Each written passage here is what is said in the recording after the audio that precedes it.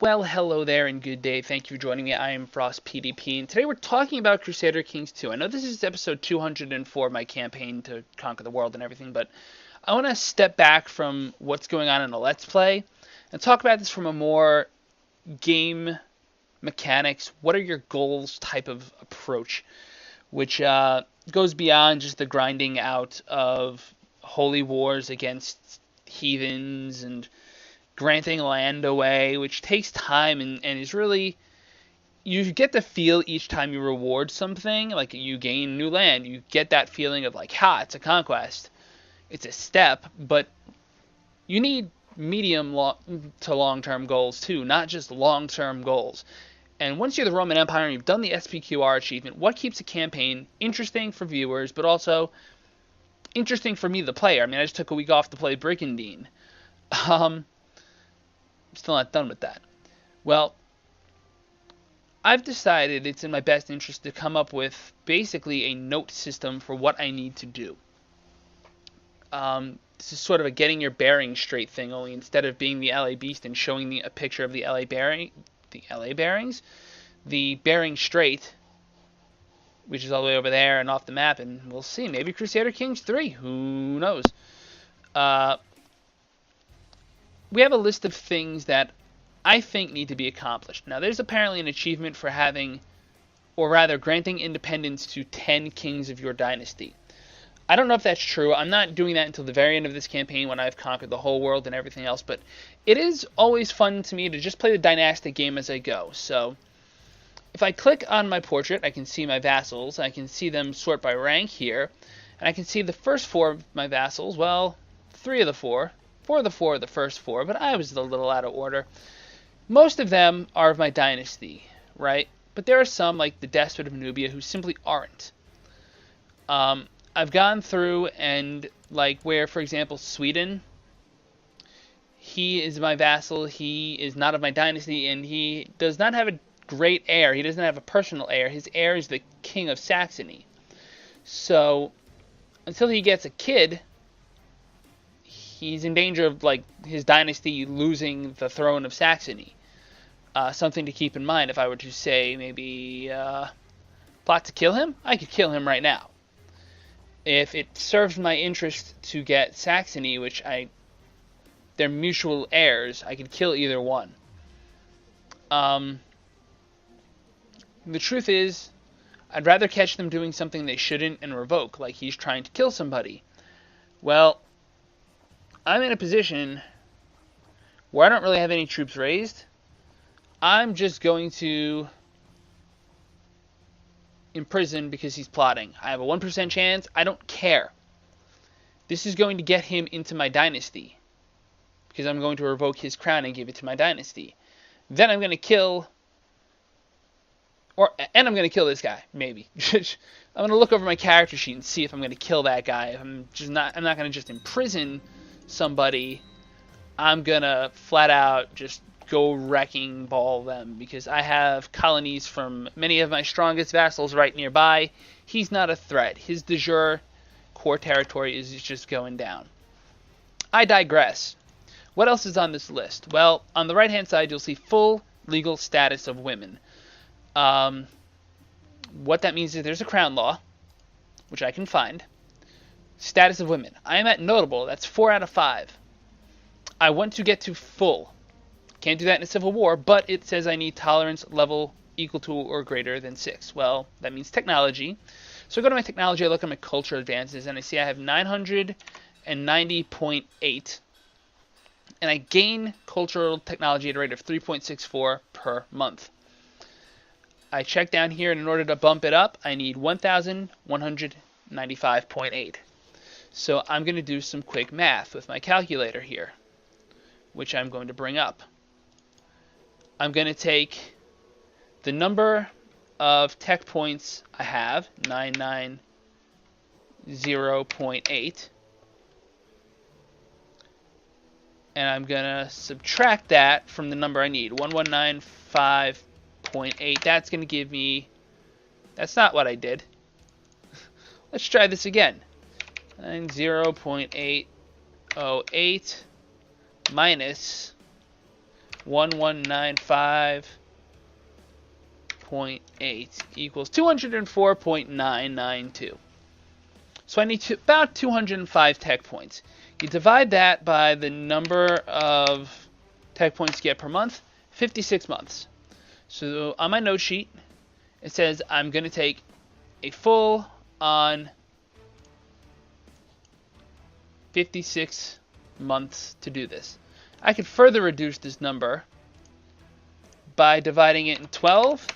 That'll tell me how many years I have. So I'm going to add that to my notes. Equals 4.69 years. And by the way, Paradox, this is something that should be presented, and I think is presented in games like Europa Universalis 4. It should tell you approximately what year you get the technology. So in 4.69 years, let's call that 5 years. It'll be, and I would make those little squiggly equal lines that tell you it's almost equal, but not quite equal. It's equal to 1139. So we're going through history, remember? And games have been going on for 365 years. It's 1134. I can do this in 1139. That's my math on that. What else do I have on my list of red dot things I want to accomplish with this campaign? Well, I want to accomplish the medieval Schieffeln. I think that's how it's said, which is when you're at war simultaneously with the Mongols in the east. They do their invasion, and the sunset in the west. Double check something real quick. I have everything set up to do this. This is the 1200s. This is the 1200s. So this is going to happen in about the 1200s, right? Because 13th century is 13th century. So that's really 1200 to 1299, which God knows when that'll be. And the Aztecs, I'm sorry, I got that backwards. The Aztecs are, I'm a dummy. The Aztecs are 13th century. The Mongols are 1210 through 1218. So that's a precise window. So I know when the Mongols are going to show up. I do not know when the Sunset Invasion is going to happen. I might have to fight the kind of war with the Mongols where I just keep the war going indefinitely until the Aztecs show up. I think I'm strong enough to take on the Mongols. I mean, even in the Civil War, I can raise 300,000. And I have vassals all out here. Trebizond, Turkestani Revolt, Perm, Turkestan, Leon, Al Jazeera, Georgia. I mean, most of these are 7 to 10k. So that will counter the doom stacks I'm expecting from the Mongols, who I'm assuming will come first. If they come at the same time, I may have some trouble. I may have to invoke more of the Western powers like France, Austrasia, Germany, Kent, which is fighting an independence war against...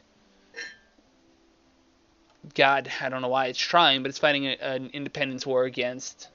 Not necessarily an independence war, it's a revolt. A generic revolt and a war to revoke Gloucester. So he's trying to revoke something. You get my point, right? Basically, I can take on anyone. I can take on East and West at the same time. My vassals are spread out. I'm not playing the de jure game. What else is there? China. Well, I have to look at China because this is the new expansion, right? This is Jade Biz. This is Jade Dragon expansion. Hostile actions. Well, I can force open the Zhao Empire. I don't really want to click this. Yeah, I'll click it. It shouldn't do anything. The Zhao Empire has isolated itself. You see, I was afraid to click it. That's how considerate I am of this. Let's maybe close that window. The Zhao Empire has isolated itself from the rest of the world. They've closed down trade across the Silk Road and refused to deal with any outsiders. The Emperor must be opened by force. You will choose a method to open the Zhao Empire. Defeating them in war, controlling the starting point of the Silk Road and 25% of its wealth, or by negotiating a treaty. Well, I probably control most of the Silk Road's wealth. but I don't yet control a starting point, which is all the way to the east. So I'm not going to get there for a long time. So just flat out treating them is not an option. It would be war, all-out war, and they're in a golden age. I don't even know how many troops that gives me. I am not ready to take on China. I don't even know that I'm ready to attack the Western Protectorate unless there's nothing left to attack.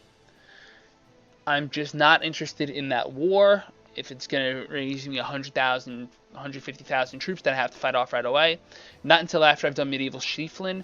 So that's a 1300s goal. If the game ends in 1452 or whatever it is, yeah, I know my history. I'm not worrying about that. Finally, this is a sheet of paper. I know it looks like one sheet of paper, but it's actually two sheets, or rather it's a flipped over sheet. It's a top half of a sheet. I have a whole page set up for any notes that I need to take. That's in addition to keeping an eye on my sidebar over here and characters of special interest, constantly refreshing this when I need to. So this is really the micro here, and the micro is going to be in service of the greater plan, which, you know, you like it or you don't really. I mean, this is what it is. This is the plan.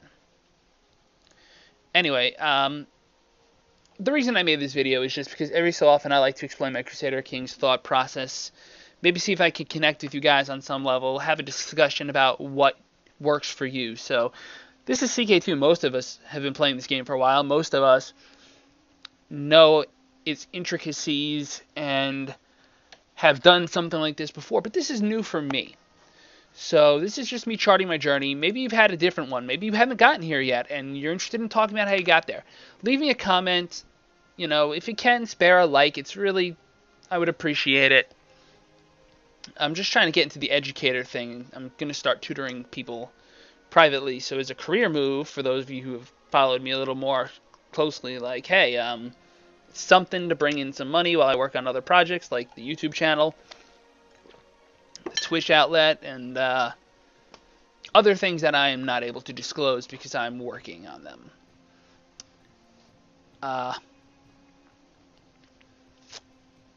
Anyway, I want to thank you all so much for joining me. If you enjoyed this, please hit the like and subscribe buttons. Really does help the channel grow. It lets me know what you're watching, especially with this kind of video. It's a longer format, tips and tricks. It's a thing. And as always on this channel, La Paz.